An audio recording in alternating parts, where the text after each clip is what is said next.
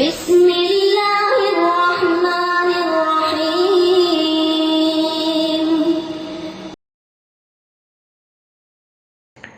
മഹാനായ സൽമാനുൽ ഫാരിസി റളിയല്ലാഹു അൻഹു റിപ്പോർട്ട് ചെയ്ത് ഇബ്നു ഖുസൈമ കൊടുത്തിട്ടുള്ള ഒരു ഹദീസ് ഉണ്ട്. മഹാനായ പ്രവാചകൻ പഠിപ്പിച്ചു, ഈ മാസത്തിന് ഷഹ്റുർ റഹ്മ, ഷഹ്റുൽ മഗ്ഫിറ, ഷഹ്റുൽ ഇത്ഖ് എന്നതുപോലെ തന്നെ മറ്റൊരു പേരുണ്ട്, ഷഹ്റുൽ മുവാസാത്ത്, പരസഹായ മാസം എന്ന് ഈ മാസത്തിന് റസൂലുള്ളാഹി പേര് വച്ചതായി നമുക്ക് കാണാൻ കഴിയും.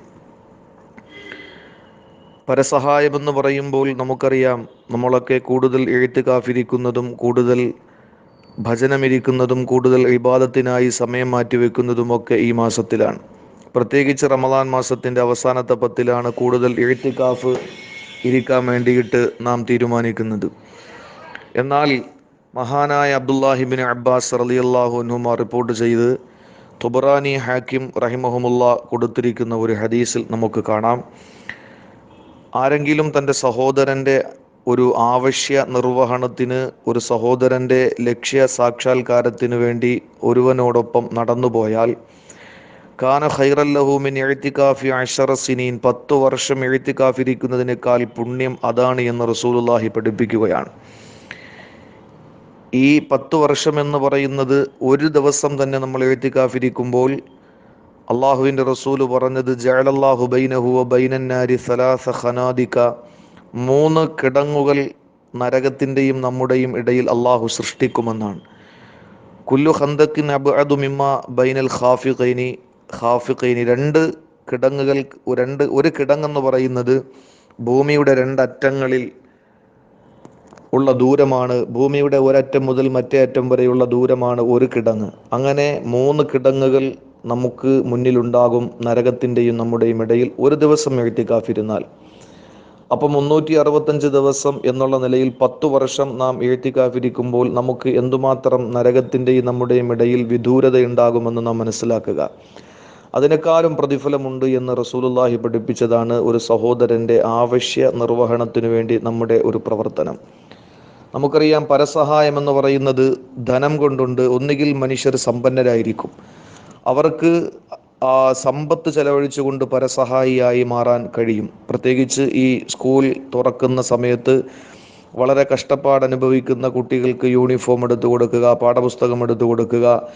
നോമ്പ് സമയമാണ്, നോമ്പുകാരന് ഒരു ഗ്ലാസ് വെള്ളം കൊണ്ടെങ്കിലും നമുക്ക് നോമ്പ് തുറപ്പിക്കാൻ കഴിയുക.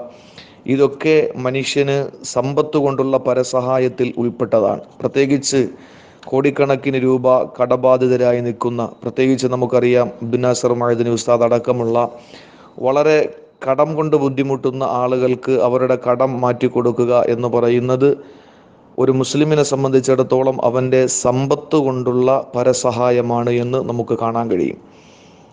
രണ്ടാമത് മറ്റൊന്നുണ്ട്, അവൻ്റെ സ്ഥാനമാനങ്ങൾ കൊണ്ട്, അവൻ്റെ ഉദ്യോഗം കൊണ്ട് ഒരാളെ നമുക്ക് പരസഹായം ചെയ്യാൻ, മറ്റൊരാൾക്ക് സഹായം ചെയ്യാൻ കഴിയും.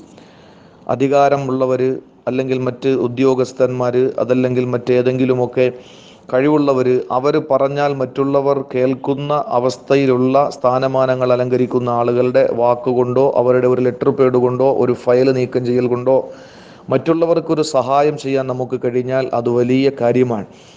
മഹാനായ ഇബ്നു ഉമർ റളിയല്ലാഹു അൻഹുവിനെ തൊട്ട് തുബറാനി, ഇബ്നു മാജ റഹിമഹുമുള്ള റിപ്പോർട്ട് ചെയ്യുന്ന ഹദീസിൽ റസൂലുള്ള പറയുന്നു, ഏതെങ്കിലും ഒരു മനുഷ്യൻ തൻ്റെ മുസ്ലിമായ സഹോദരനെ ഒരു അധികാരിയുടെ ഭാഗത്തേക്ക് കൊണ്ടു ചെന്ന് കൊടുക്കുന്നതിന്, അല്ലെങ്കിൽ ഏതെങ്കിലും ഒരു ആവശ്യത്തിന്, ഫി മൻഫഅത്തി ബിദ്ദിൻ ഔ തൈസീരി ഉസ്രിൻ, ഒരു ബുദ്ധിമുട്ട് മാറ്റുന്നതിനോ അല്ലെങ്കിൽ ഒരു ഗുണകരമായ കാര്യത്തിനു വേണ്ടിയിട്ട് ഹെൽപ്പ് ചെയ്താൽ, ഉഈന അലാ ഇജാസത്തി സിറാത്തി യൗമ ദഹലുൽ അഖ്ദാം, കാലുകൾ ഇടറിപ്പോകുന്ന ദിവസത്തിൽ അവന് സിറാത്തു പാലം മിന്നൽ വേഗത്തിൽ കടന്നു പോകാൻ കഴിയുമെന്ന് റസൂലുള്ളാഹി പഠിപ്പിക്കുകയാണ്.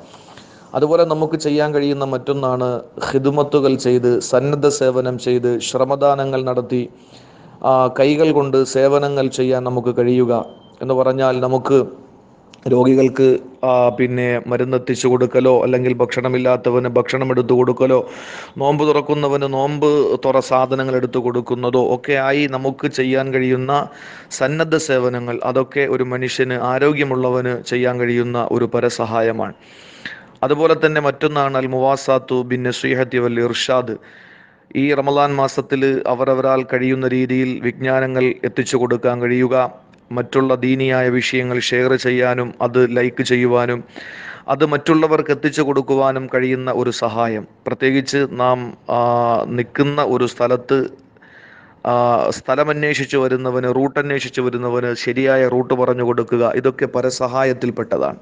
ഇതൊന്നിനും കഴിയാത്തവർ, സമ്പത്തില്ല, ഉദ്യോഗസ്ഥരല്ല, ശാരീരികമായി ആരോഗ്യമില്ല, അതുപോലെ തന്നെ മറ്റുള്ള നസീഹത്ത് കൊടുക്കുവാനോ അല്ലെങ്കിൽ മാർഗങ്ങൾ തുറന്നു കൊടുക്കുവാനോ ഒന്നും കഴിയാത്ത ഒരാളെ സംബന്ധിച്ചിടത്തോളം എല്ലാവർക്കും ചെയ്യാൻ കഴിയുന്ന ഒരു സഹായമുണ്ട്. അൽ മുവാസത്തു ബിദ്ദുആ. കഷ്ടപ്പെടുന്നവനും പീഡിപ്പിക്കപ്പെടുന്നവനും പ്രയാസം അനുഭവിക്കുന്നവനും ദുആ ചെയ്തുകൊണ്ട് നമുക്ക് ഒരു സഹായം ചെയ്യാൻ നമുക്ക് കഴിയും. അങ്ങനെ പരസഹായത്തിൻ്റെ മാസമാണ് ഈ വിശുദ്ധമായ റമദാൻ മാസം. ഇതിന് ഷഹ്റുൽ മുവാസാത്ത് എന്നുകൂടി പേരുണ്ട്. അള്ളാഹു ഈ മാസത്തെ വേണ്ട വിധം ഉൾക്കൊള്ളുവാനും പ്രയോജനപ്പെടുത്തുവാനും ഇബാദത്തുകൾ എടുക്കുന്നതിനപ്പുറം 4 മതിൽക്കെട്ടിനപ്പുറത്തുള്ള ഒരു വലിയ ലോകത്ത് നമുക്ക് മറ്റുള്ളവർക്ക് ഉപകാരപ്രദമായ ഒരു സേവനം കാഴ്ചവെക്കാൻ അള്ളാഹു തൗഫീക്ക് നൽകി അനുഗ്രഹിക്കുമാറാവട്ടെ. അസ്സലാമു അലൈക്കും വറഹ്മത്തുള്ളാഹി.